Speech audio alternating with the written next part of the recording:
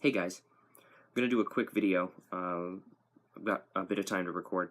I wanted to talk about the concept of emotion as it relates to deduction and logical reasoning. Now, the reason why I want to talk about this is because it's a very important concept, and generally you'll find there are a couple of schools of thought amongst deductionists when it comes to emotion. My personal opinion about emotion is that emotion needs to be considered from two separate angles. Well, arguably three separate angles. The first is how you should use it when you are using deduction. And my opinion is that you should not. You should not use emotion. You must not let emotion cloud your reasoning. It is very easy to do that. Almost everybody does it. You have to consciously be aware that your emotion could cloud your judgment and influence your reasoning in any situation. So when you're using deduction, when you're using logical reasoning, it is important that you leave emotion out of it. So an example would be, if you're trying to deduce who committed a crime, or let's just say maybe not a crime, but who did something. You're trying to figure out who did something. If you have already in your mind decided who you think it. Oh, let me say, if it's two people one of whom you don't like, let's say that, and one of them, they get on your nerves a lot, it is very easy to allow that to influence your reasoning such that you only look for evidence that supports your theory that it was this person. And that's very important not to do that, okay? And that's just one example, but basically you don't want emotion to cloud your reasoning. It'll make you look for things that support something that you want to believe. You shouldn't want to believe any of your conclusions when using deduction. You should just want to find the correct conclusion.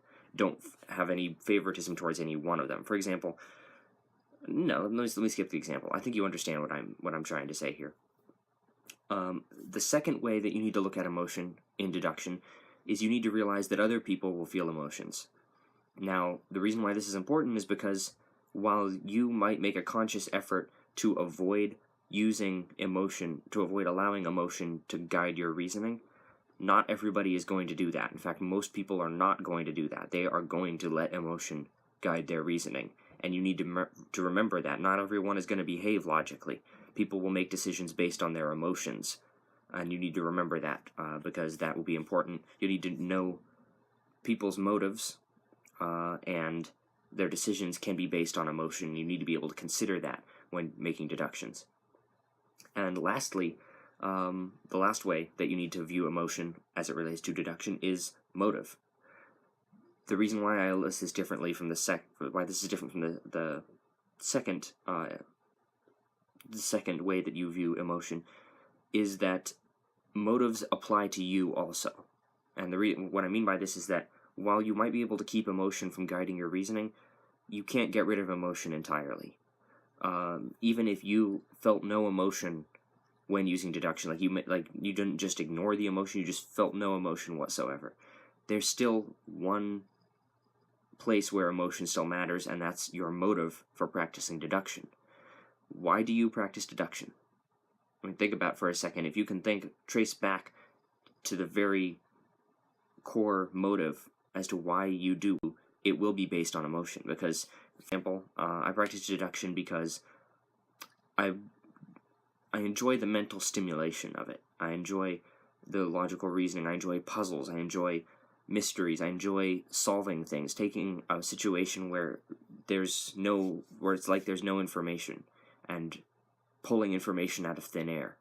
It's not, I mean, obviously you're not really doing that, but I enjoy this.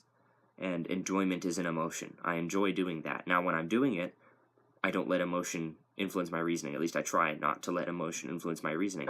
But emotion is the reason why I do what I do, because I enjoy doing it. So that's important to remember. Emotion is the key to motive, and that's the key to everyone's motive, including yours, including mine, including every other deductionist. And when you're dealing with people, when you're using deduction, remember that their motives will be based on emotion as well. And so hopefully I've made this subject clear. This is just my opinion. As I said, you'll find other opinions on the subject. If you have any questions or comments or anything like that, just leave them below. I'll do my best to answer them.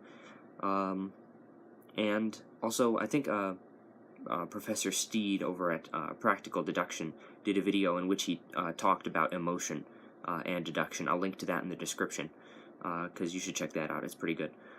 That's all I've got time to record right now, and I guess I'll see you next time.